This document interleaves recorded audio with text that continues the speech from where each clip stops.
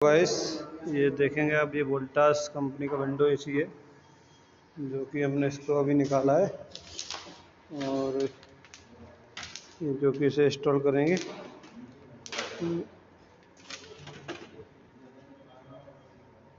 Polythene निकाल लो इसकी polythene. और ये पुराना वाला विंडो एसी है जो कि यहाँ इंस्टॉल था तो हमने निकाल दिया अभी इसको और उसकी जगह उसको नया इंस्टॉल करेंगे। तो जैसा कि देखेंगे आप, ये हमने वोल्टास का एसी है वो इंस्टॉलेशन कर दिया है और अभी इसमें प्लग लगाना बाकी है। कूलिंग भी प्रॉपर आ चुकी है। Thank you so much.